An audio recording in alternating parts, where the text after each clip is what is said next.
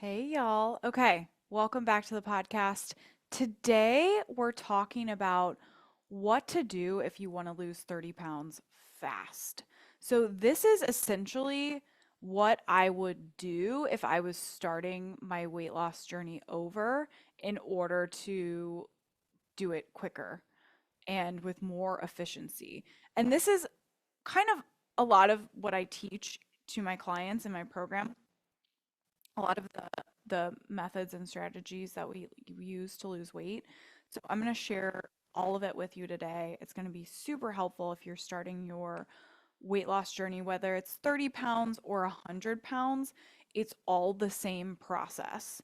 And the more you stick to the process, the faster you can get it done, the more efficiently you can get it done. And I've seen people do this so quickly when they're really practice, when they're really like on top of the process and really focused on just the process and letting all of the drama go.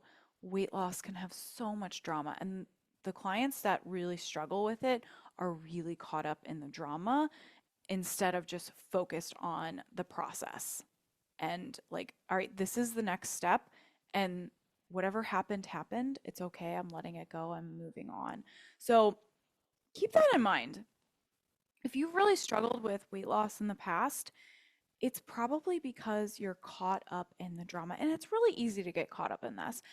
Weight loss can be super emotional. It's something that we really want, but we're also very emotionally tied to the food that we're eating. And so we can get in these places where we feel super torn and we're judging ourselves and beating ourselves up. And ultimately, we're not very nice to ourselves, and it becomes this whole big like brawl of emotions and drama that isn't necessary, and it never helps you get to where you want to go. So the people that do this really well and really quickly can just kind of let all of that drama go to the side and just really focus on the process and what's my next best step.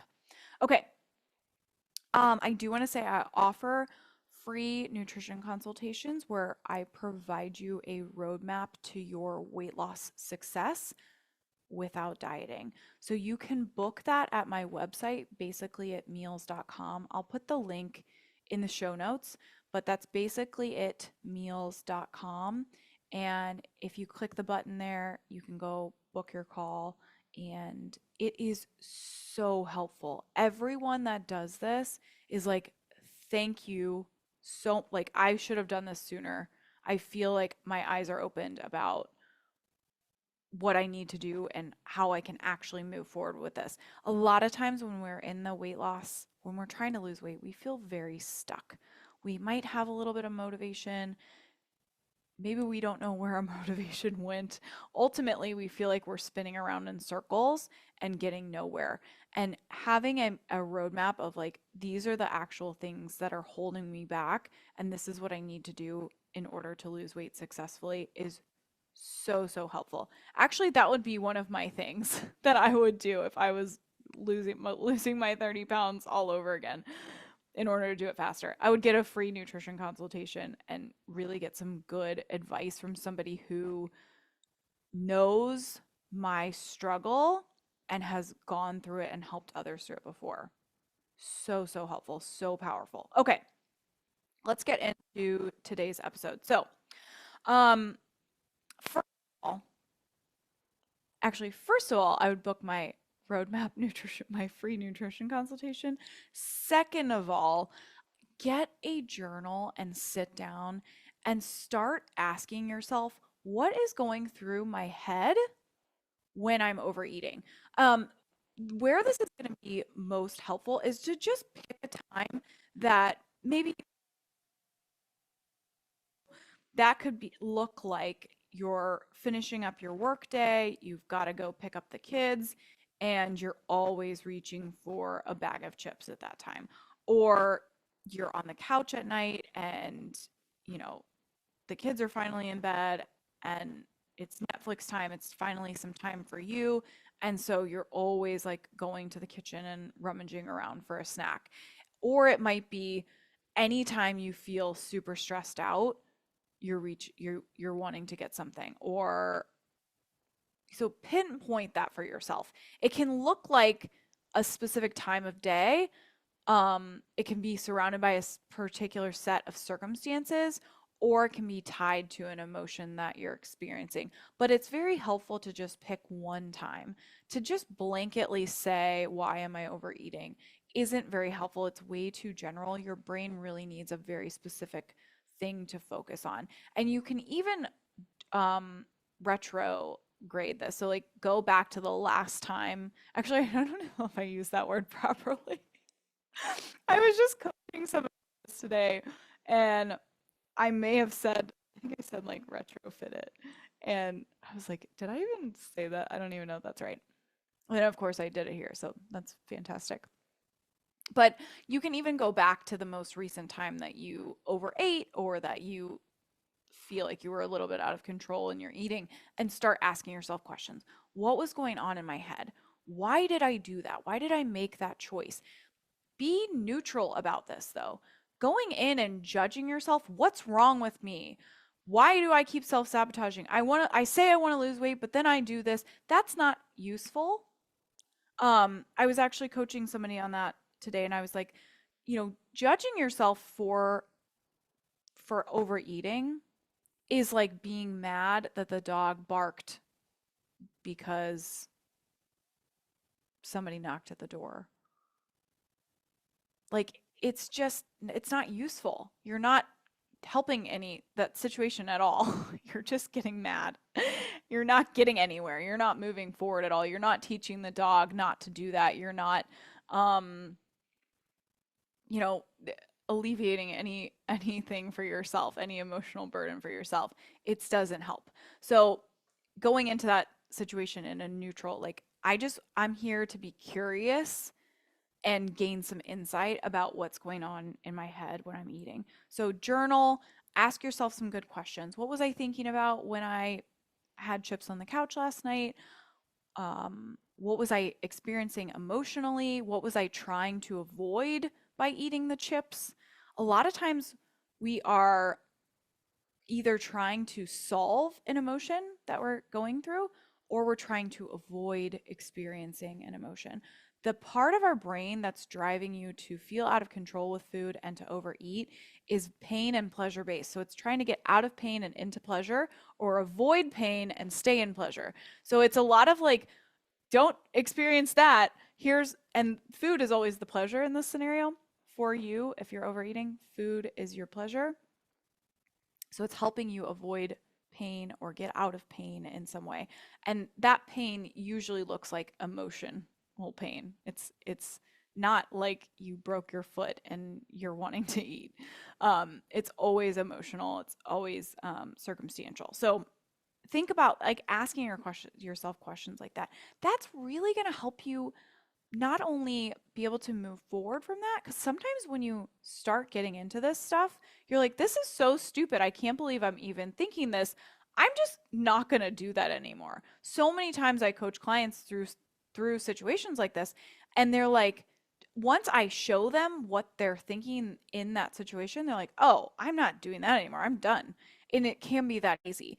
So that's one aspect of it. And secondly, knowing what you're going through in those times when you're overeating helps you to notice when that starts to come on the next time. You can say, I know that I always have this thought of the chips are really going to make me feel amazing right now, so I'm going to go eat chips. And then you can start to hear your brain say that. Oh, there it is. There's my brain telling me that chips are going to solve all of my problems. Yeah, they aren't. So I'm going to, take a couple minutes for myself instead of eating the chips. So that's really huge. Knowing those things ahead of time gives you confidence. It makes you feel prepared instead of blindsided when you want to eat something. And it really, really helps you grow through this weight loss journey in your mindset. Number two, or should I say three? um, Forget all the diet BS. A lot of times when I start working with people, they are so confused. They're so caught up in these are all of the diets that I've tried, and I don't even know what's right anymore. I've heard a banana will make me fat. I've heard it's too high in sugar. I've heard it's the best thing for weight loss. I heard it will get rid of my bloat. I heard I could be allergic to, like, and really, actually, I've had that specific banana scenario come up with people, but it can be, this diets in general are so confusing. They're very contradictory. Um, and we get so caught up in all of those specific minutia that we don't even know what to eat. And what ultimately ends up happening is all of that confusion and turmoil results in us usually just eating junk because we're like, I don't know. I don't know if it's good or if it's bad. So I'm just going to grab these chips because I can't decide if I should have this banana or not. So you got to let that go. And that was a big part of my challenge when I was starting to lose weight is I was trained in the diets.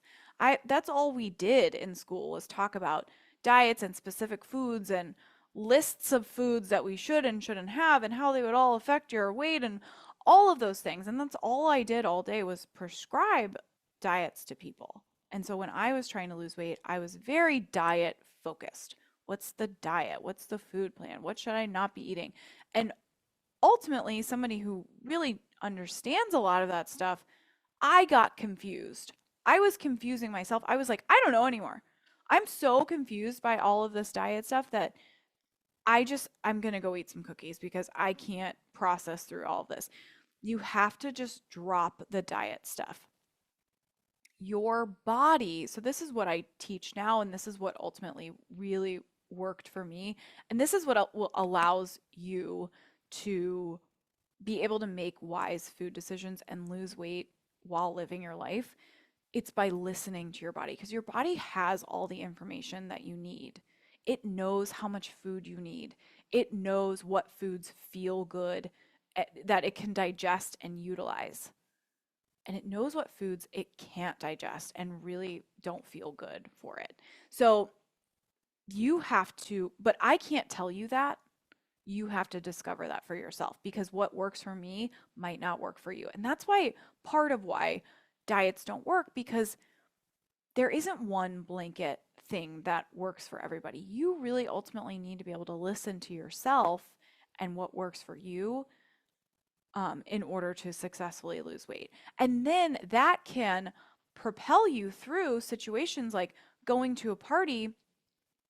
Instead of just wanting to eat everything, you get to say, what is going to feel good for me? What are the decisions that are going to work for me to feel how I want to feel and still weigh what I want? You don't have to rely on somebody else making these choices for you. You get to listen to yourself and make those choices yourself. That's what's really important. Okay. Number 3, evaluating. This is huge. It's very underutilized. I don't even know if it's utilized in weight loss. It's really not. Let me just tell you, from somebody who prescribed a lot of diets and talked to people as a clinical nutritionist about their weight, when people would come in, I would give them a diet and then they would come back and, how's it going? Well, I can't stick to it. I just keep eating ice cream or I just keep grabbing the drive-through on the way home. And I don't know how to stop doing that. And I was never like, okay, let's evaluate those decisions. Let's talk about why you're making those decisions and how they actually feel for you. Like physically, how does that food feel? Is that how you want to feel? Are these choices that you want to continue to make? Fantastic. Let's do that. I never ever did that. It was like, oh, yeah, I don't know why you can't stop either. Just stop. That was like ultimately what we learned in school. Like, if you're overweight and you're eating junk, just stop. Just don't do it. Well, that doesn't help anybody. So evaluate, and it doesn't help you. If you're at home and you're eating crap and you can't stop, don't tell yourself to just stop. That doesn't work. You need to start asking yourself good questions. Why am I making these decisions? What's going on for me in those moments? How do I want to handle it next time? And I think that's ultimately like the end goal of evaluation. Okay, this is going to happen again. I'm going to want to hit the drive-through up on my way home from work after I've had a really stressful day. So, how am I going to handle it next time, tomorrow, when it comes up again? How am I going to handle it? Here's my plan. And really thinking those things through so that you feel prepared for that to come on instead of totally blindsided, which I think a lot of us are like, well, I'm just not going to do it anymore. And then we do it again because we really, that doesn't prepare us at all for our brain to start saying, you know what? Going to the drive through will solve all of our problems. It's going to make us feel amazing. It's like, oh yeah, okay, that is what's going to happen, that is going to make me feel amazing. Yeah, I'm just going to go do that. And then beating ourselves up after we do it. So we really need to think through like how will I handle this? What's my plan of action? Um, what is my brain going to start telling me? I'm going to feel this strong desire to go to the drive-through so that I can get rid of my stress. And this is how I'm going to handle that when it comes up. So that evaluation process brings so much awareness to what's going on and helps you get in the driver's seat of this is how I want to handle it next time it comes up. And I'll just throw this in there.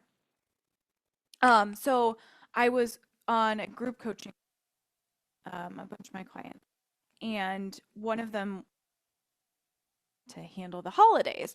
And I said, how do you know, he was saying, I tend to just want to eat like all the cookies. I'll just eat like every cookie that I can. And he was like, but cookies don't really feel that good for me. And so I don't know, like, how do I handle this? And I was like, well, if you want to not eat cookies during the holidays, let's work backwards from that belief. Like, I don't want to eat cookies. So let's work backwards from that. And that was kind of how I was coaching him because that's what he was saying he wanted. And then another client came in and said, I want to have cookies during the holidays. And I was like, no, no, no. Don't get me wrong.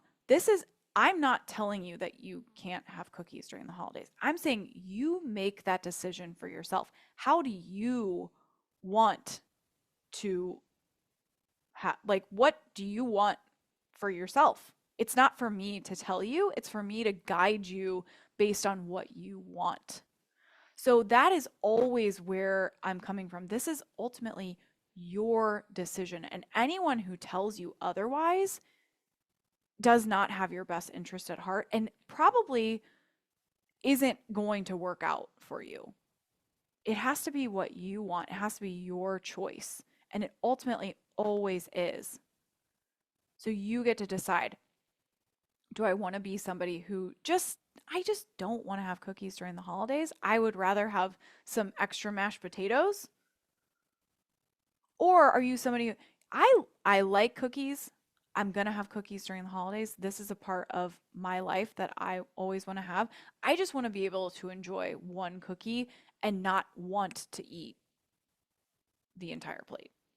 So it's always up to you, but evaluating is what's going to shed the light on that and help you decide what is best for you.